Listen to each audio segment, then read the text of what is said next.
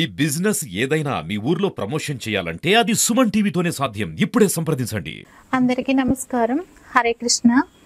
ప్రపంచవ్యాప్తంగా హరే కృష్ణ ఉద్యమాన్ని స్థాపించిన శ్రీల ప్రభుపాదుల వారు అడుగుజాడల్లో నడుచుకుంటూ ఆయన సందేశాన్ని మానవులకి అందించడానికి ఎంతగానో కృషి చేస్తున్న శ్రీమాన్ సుందర ప్రభుదాసుల వారు మనతో ఉన్నారు. ఇప్పుడు ఆయన గురించి అడిగి తెలుసుకుందాం.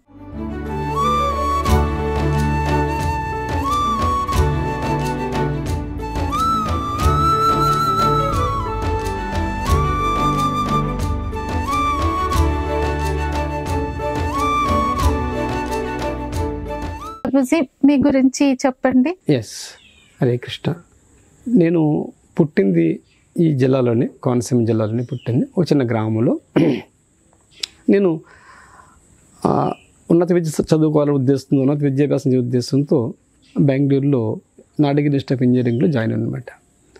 అక్కడ చదువుకుంటూ ఉన్నప్పుడు నాకు ఆశ ఉండేది, ఇది కంప్లీట్ చేసిన తర్వాత నేను అమెరికా వెళ్ళి అక్కడ సెటిల్ అవ్వాలి, మంచి జాబ్ చేయాలి. అందరూ అనుకుంటారు, అందరు యువకులు అదే అనుకుంటారు, అందరు విద్యార్థులు అదే అనుకుంటారు, జాబ్ చేయాలి, ఉద్యోగం చేయాలి, పెద్ద ఉద్యోగం చేయాలి, డబ్బు సంపాదించాలి, ఆశ అందరికీ ఉంటుంది, అది సహజమే.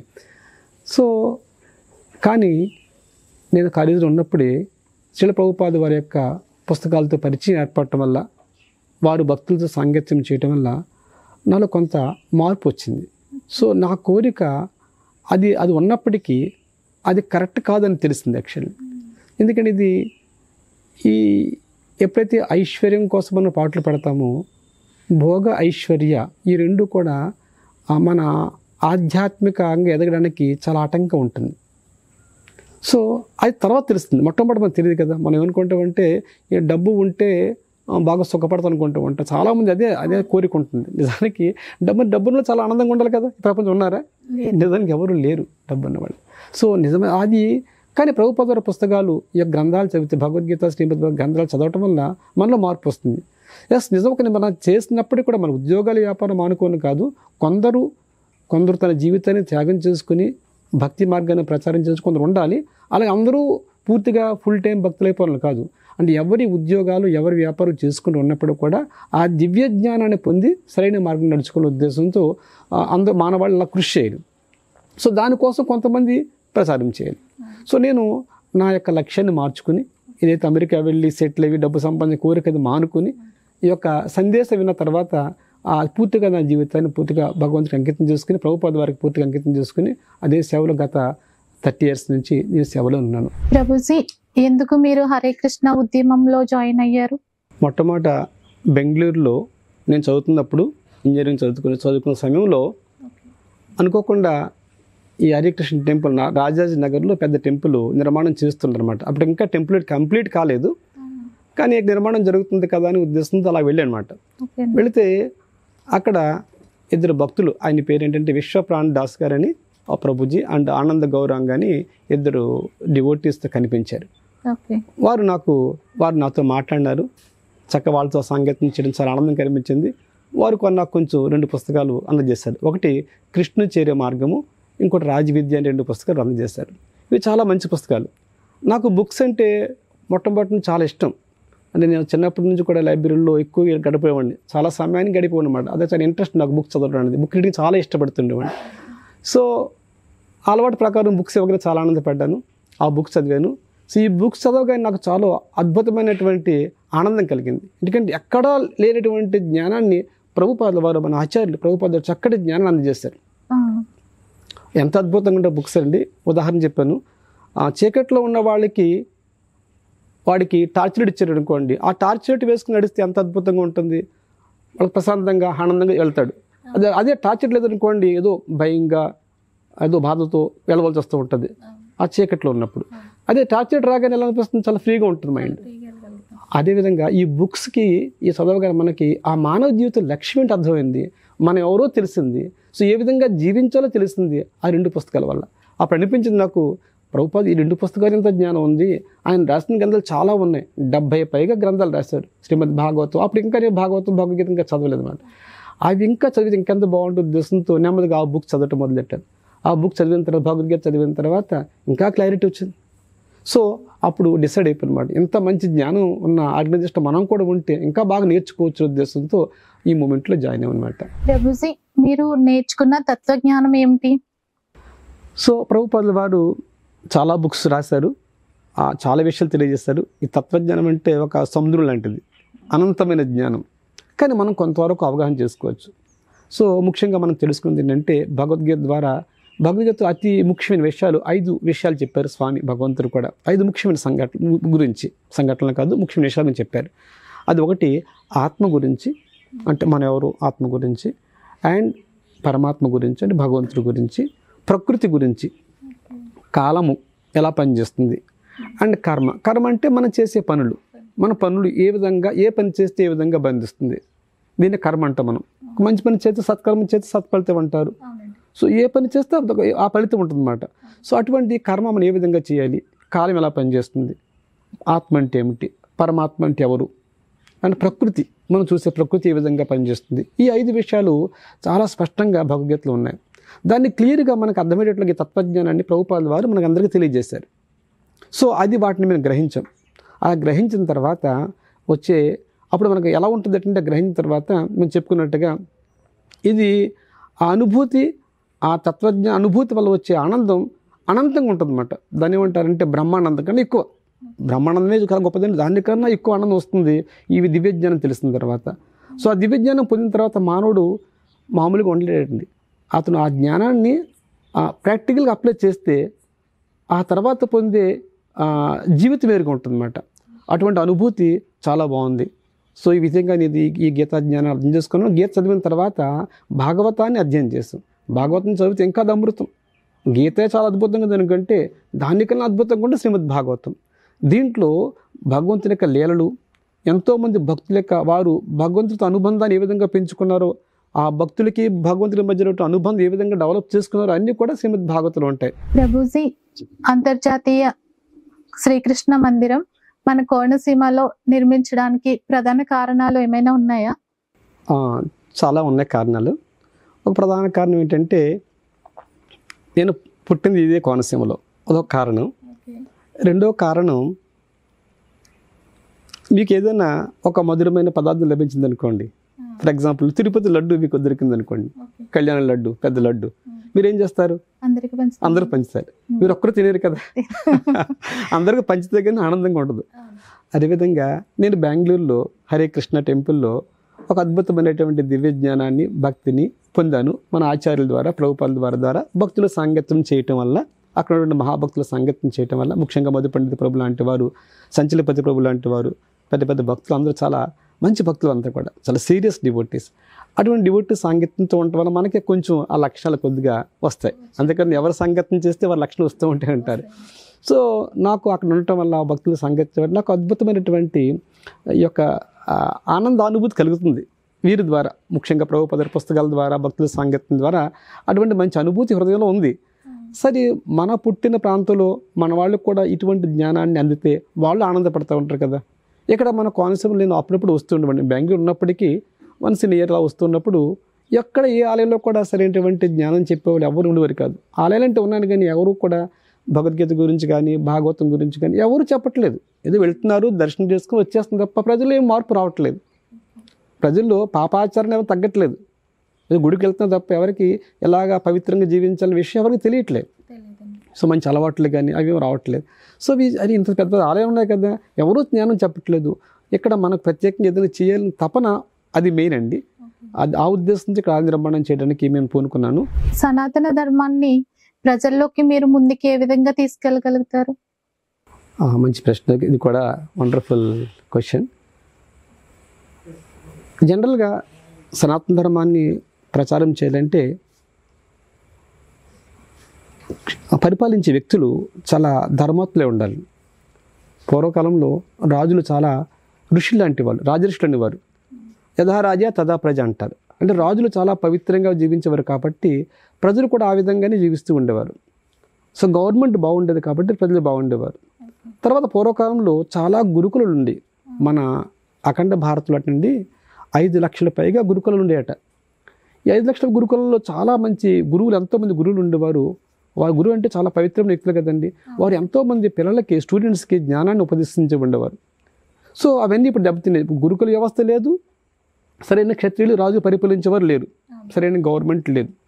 సో పూర్వకాలం రాజులు ఋషులు లాంటి వారు కాబట్టి ప్రజలు వారు ఒక రాజు ఆజ్ఞాపిస్తే అవి అమలు చేసేవారు. ఇప్పుడు అటువంటి గవర్నమెంట్ లేదు కదండి. సో అందువల్ల అది ఇప్పుడు సనాతన ధర్మాన్ని ఆ విధంగా మనం అందరిలో తీసుకెళ్ళడం చాలా కష్టమైన పని.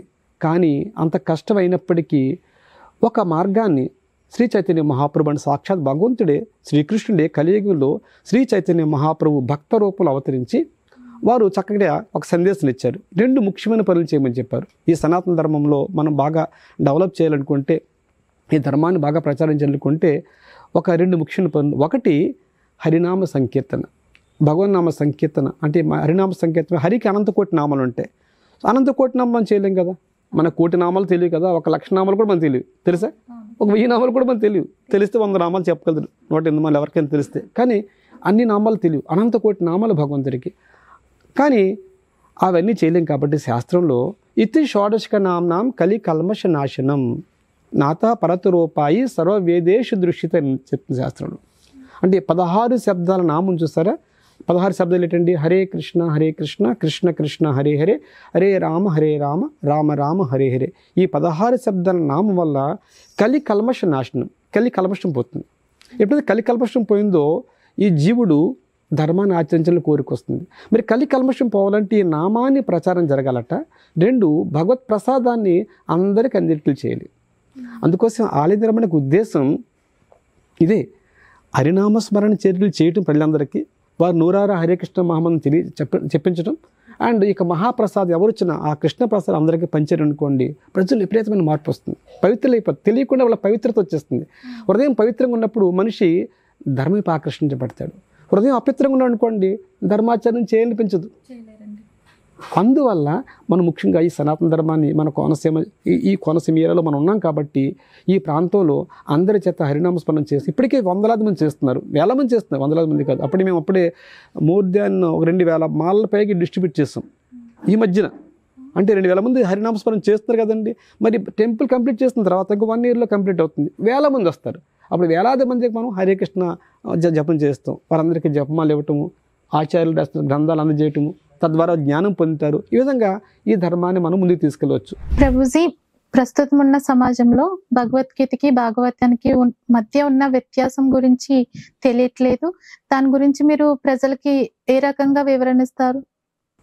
ఓకే, భగవద్గీత అంటే భగవంతుడు ఇచ్చిన సందేశం అంతా భగవద్గీత అంటారు. దీంట్లో 700 శ్లోకాలు ఉంటాయి, అందరికీ తెలుస్తుంది 700 శ్లోకాలు. దీంట్లో చెప్పినట్టుగా దీంట్లో ఆత్మ గురించి, పరమాత్మ గురించి, ప్రకృతి గురించి, కాలం గురించి, కర్మ గురించి అన్ని విషయాలు భగవంతుడు శ్రీకృష్ణ భగవానుడు అన్ని విషయాలు తెలియజేశాడు. ఇది భగవద్గీత అంటే. ఇది కృష్ణుడికి అర్జునుడికి మధ్య సంవాదం, ఇది భగవద్గీత. శ్రీమద్ భాగవతం అంటే అది వ్యాస మహర్షి మొట్టమొదట కలియుగంలో సుఖదేవ గోస్వామి తెలియజేశారు. ఇది 18,000 శ్లోకాలు ఉంటాయి దీంట్లో. ఆ సుఖదేవ గోస్వామి ఆ విన్న భాగవతాన్ని తర్వాత పరీక్షిత్ మహారాజు తెలియజేశారు. సో ఈ భాగవతంలో 18,000 శ్లోకాల్లో ఉన్నప్పటికీ చక్కటి సందేశం దాంట్లో ఏంటంటే భక్తుల యొక్క వైభవము, ఆ భగవంతుడి యొక్క లీలల గురించి, అనంతమైన లీలల గురించి భాగవతంలో వర్ణించబడ్డాయన్నమాట. ఈ లీలలు వినటం వల్ల ప్రజల్లో చక్కటి దివ్య జ్ఞానం వస్తుంది. వారందరికీ ఆ భగవత్ తత్వం బాగా క్లియర్గా అర్థమవుతుంది. సో రెండింటికి ఉన్నటువంటి తేడా భగవద్గీత, శ్రీమద్ భాగవతం. భాగవతం గీత కన్నా ఎక్కువ సందేశం ఉన్నప్పటికీ ఈ రెండు కళ్ళు లాంటివి. మానవుడికి 2 కళ్ళు ఉంటేనే తనకి బాగా పనిచేస్తుంది కదా. ఆ 2 కళ్ళు ఎలాగంటే ఇవి ఈ భగవద్గీత భాగవతం చదవటం ద్వారా, వినటం ద్వారా మనిషి ఈ సమాజంలో ఎవరున్నప్పటికీ చాలా ఒత్తిడితో ఉంటారు, చాలా టెన్షన్తో ఒత్తిడితో జీవిస్తూ ఉంటారు. గీత కానీ భాగవతం కానీ ఓపెన్ చేయగానే ఆ ఒత్తిడి అంతా పోతుందండి, టెన్షన్స్ అంటే పోతాయి, ఆయన చాలా ప్రశాంతంగా జీవిస్తాడు. ఇది అందరూ భక్తులు అనిపిస్తారు. ఈవెన్ గాంధీ గారు కూడా, ఆయన పెద్ద నాయకుడు కదండి, ప్రపంచంలో పెద్ద ఫేమస్ ఆయన. ఆయన ఎంతో ఒత్తిడిలో ఉన్నప్పటికీ కూడా గీత తెరవగానే అటండి, భగవద్గీత తెరవగానే అంత ఒత్తిడిలో కూడా చిరునవ్వుతో ఉండేవాటండి. ఆ ఒత్తిడి అంతా పోయేదట. ఆ భగవద్గీత చదవగానే చిరునవ్వుతో ఉండేవాట. అంతటి ఆ క్లారిటీ. ఈవెన్ ఐన్స్టీన్ కూడా, ఆయన గ్రేట్ సైంటిస్ట్, ఐన్స్టీన్ కూడా ఆయన అంత ఒత్తిడి ఉన్నప్పుడు కూడా గీత చదవగానే మనసు చాలా ప్రశాంతంగా ఉండేది. ఇలాగ అందరూ కూడా ఈ జీవితాన్ని ప్రశాంతంగా ఆనందంగా జీవించాలనుకుంటే గీతా భాగవతాలు రెండు బాగా ఉపయోగపడతాయండి. ఇది చిన్నప్పటి నుంచి అందరికి వెళ్ళాలి, ఈ స్కూల్లో కూడా తెలియజేయాలి. కానీ దురదృష్టవశాత్తు మనకి ఆ విషయాలు కలిగి ప్రభావం వల్ల మన గవర్నమెంట్కి నాయకులకి మనకు తెలియట్లేదు. కానీ భవిష్యత్తులో దీన్ని తెలుసుకుని పాఠ్యాంశంగా మారితే ప్రజల్లో చాలా మంచి మార్పు వస్తుంది, సమాజం అంతా వసుదేవ కుటుంబంలో మారిపోతుంది. ప్రభుజీ, మీరు ప్రపంచానికి ధర్మాన్ని మీరు ఏ విధంగా పరిచయం చేస్తారు? సో ఇది మన ఆచార్యులు చెప్పింది నేను చెప్తున్నాను. యాక్చువల్లీ నేను కొత్తగా చెప్పింది కదా, కానీ మన శాస్త్రాలు ఉన్నవి ఆచార్యులు చెప్పింది ఏంటంటే మనకి ధర్మాలు రెండు రకాలుగా ఉంటాయి. ఒకటి సామాన్య ధర్మాలు ఉంటాయి, రెండోది విశేష ధర్మం ఉంటుంది. సామాన్య ధర్మాలు అంటే మన చాతుర్వర్ణం ప్రకారం, అంటే బ్రాహ్మణ, క్షత్రియ, వైశ్య, శూద్ర అని 4 వర్ణాలు ఉంటాయి. ఈ 4 వర్ణాలు సమాజాన్ని మెయింటైన్ చేయడం కోసం భగవంతునిచే క్రియేట్ చేయబడ్డాయి. ఇది కులం కాదు, ఇది కుల మతాలకు అతీతంగా ఉంటాయి. ధర్మం ఎప్పుడు కులానికి మతానికి అతీతంగా ఉంటాయి. ఈ కులాలు అసలు లేవండి, మతాలు లేవు. ఒకటే ధర్మం, సనాతన ధర్మం. అందరూ జీవులు భగవంతుని సేవించడమే ధర్మం. బట్ ఇది ఈ భౌతిక ప్రపంచం నడవాలి కాబట్టి 4 వర్ణాలు, 4 ఆశ్రమాలని భగవంతుడే దాన్ని డివైడ్ చేస్తారన్నమాట. ఈ వ్యవస్థని, ఈ సమాజ వ్యవస్థ 4 భాగాలుగా, 4 ఆశ్రమాలు అంటే బ్రహ్మచర్య, గృహస్థ, వానప్రస్థ, సన్యాస ఆశ్రమం 4 ఆశ్రమాలు. ఆ 4 వర్ణాలు ఏమిటి? 4 వర్ణాలు బ్రాహ్మణ, క్షత్రియ, వైశ్య, శూద్ర. ఇవి కూడా వారి గుణకర్మను బట్టి, నాట్ బై బర్త్, పుట్టుకతో కాదు. చాతుర్వర్ణం మయా సృష్టం గుణకర్మ విభాగసహ. వాళ్ళ గుణాలను బట్టి వారు చేసే పని, కర్మ అంటే పనిని బట్టి డివైడ్ చేస్తారు. కొందరికి అడ్మినిస్ట్రేషన్ బాగా తెలుసు అనుకోండి, పరిపాలనించడం బాగా తెలుసు, వారు బ్రాహ్మణ వర్ణంలో పుట్టిండొచ్చు, కానీ అతనికి అడ్మినిస్ట్రేషన్ బాగా తెలుసు, అతను ఏమంటే క్షత్రియ అవుతారు అతను. కొందరు వైశ్య వర్ణంలో పుట్టినప్పటికీ అతనికి బ్రాహ్మణ లక్షణాలు అనుకోండి, అంటే బ్రహ్మజ్ఞానము ఉన్నాయనుకోండి, బ్రహ్మజ్ఞానం, అతను వైశ్యుడు అంటారు. అతను ఏమంటారు? బ్రాహ్మణ అంటారు. ఓకే, ఒకతను బ్రాహ్మణ వర్ణంలో పుట్టినప్పటికీ అతను వ్యాపారం చేస్తున్న దక్షత అనుకోండి, అతను బ్రాహ్మణ అంటారు. అప్పుడు ఏమంటారు? వైశ్య అంటారు. సో ఇవన్నీ కూడా వారి వర్ణాలు, వారి గుణకర్మలను బట్టి, వారు చేసే వారి గుణాలను బట్టి, వారు చేసే పనులను బట్టి డివైడ్ చేయబడ్డారు. ఇది ఆ ధర్మాన్ని వాళ్ళు చేయవలసింది. ఒక బ్రాహ్మణుడిగా బ్రాహ్మణ ధర్మం చేయాలి. బ్రాహ్మణ ధర్మం ఏంటండి? యజ్ఞ పఠన పాఠం, దాన ప్రతిగ్రహ.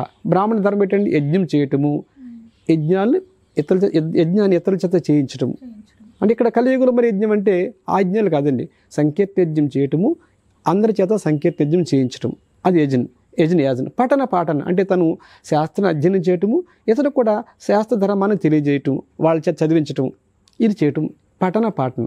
మూడోది దాన ప్రతిగ్రహ. దానం అంటే తను దానం స్వీకరిస్తాడు, కానీ దానం ఉంచుకోడు. ఏ బ్రాహ్మణుడు, వైష్ణవుడు కూడా నిజమైనటువంటి తన దాన్ని ఉంచుకోడండి, ఉన్నదాన్ని అందరికీ ఆ సమాజ సేవ కోసము, భగవత్ ప్రీత్యర్థము ఖర్చు పెడతా ఉంటారు. పఠన దాన ప్రతిగ్రహ అంటారు. యజన్ పఠన దాన ప్రతిగ్రహ. ఇది బ్రాహ్మణ యొక్క ధర్మం. ఇవి సామాన్య ధర్మం. క్షత్రియ ధర్మం ఇంకోలా ఉంటుంది, వైశ్య ధర్మంలో ఉంటుంది. ఇవన్నీ చాలా సమయం పడుతుంది చెప్పడం కాబట్టి ఒక్కొక్క ధర్మం ఉంటుంది. ఇవి సామాన్య ధర్మం అంటారు. మరి విశేష ధర్మం ఏంటంటే ఈ విశేష ధర్మం ఏ వర్ణానికి, మతానికి, కులానికి సంబంధించింది కాదు. ఈ యొక్క విశేష ధర్మం అంటే జీవుడు భగవంతుని సేవించటము. ఈ సేవ అనేది ధర్మం అట. చూడండి, మనం సేవ చేయకుండా ఎవరు ఉండలేరు ఈ ప్రపంచంలో. సేవించటము ప్రతి జీవి కర్తవ్యం. ఆ సేవ నుంచి ఎవరు విడదీయలేరు అన్నమాట. జస్ట్ లైక్ ఉప్పు నుంచి ఉప్పుదనం మనం తీయగలమా? ఉప్పు యొక్క ధరం ఉప్పుగా ఉండటమే. అలా పంచదార యొక్క ధరం ఏంటి? తీపిగా ఉంటుంది. పంచదార ఉప్పుగా ఉండదు కదా. సో పంచదార తీపిగా ఉంటేనే దాని ధర్మం ఉన్నట్టు లెక్క. అదేవిధంగా జీవుడి యొక్క కర్తవ్యం సేవ. జీవుడు భగవంతుని సేవించటము ధర్మం. సో ఈ ధర్మాన్ని అందరికీ ప్రచారం చేయాలి. ఆ ఉద్దేశంతో ప్రభుపాదుల వారు అంతర్జాతీయంగా, ప్రపంచవ్యాప్తంగా ఈ కృష్ణ చైతన్యాన్ని హరే కృష్ణ ఉద్యమాన్ని ప్రారంభించారు. సో ప్రపంచవ్యాప్తంగా. సో ఆ ధర్మాన్ని, అందుకోసం మన టెంపుల్లో చూడండి, ఒక హిందువులే కాదు, సో మన హిందువులు అనుకుంటాం కదా, హిందువులు కదా యాక్చువల్లీ అనుకున్నా కానీ ఆ హిందువులు ఒక్కడే కాదు కదా, మన టెంపుల్లో ఎంతోమంది ఫారినర్స్ ఉన్నారు, క్రిస్టియన్స్, ముస్లిమ్స్ అందరూ జాయిన్ అవుతున్నారు. ఇందువల్ల వాళ్ళందరికీ అర్థం చేసుకున్నారు, మన ఈ కులానికి, మతానికి అతీతంగా ఉండేవాళ్ళు, మనకి దీనికి సంబంధం లేదు, మనం భగవంతుని నిత్య సేవకులను తెలుసుకున్నారు కాబట్టి, అది ఓన్లీ ప్రభుపాదుల కృప వల్ల వారు అర్థం చేసుకున్నారు కాబట్టి ఈ ధర్మాన్ని అందరికీ అందేటట్లుగా వారు చెప్పిన సిద్ధాంతాన్ని మనందరూ ప్రచారం చేయాలి. అది మన అందరి కర్తవ్యం. హరే కృష్ణ.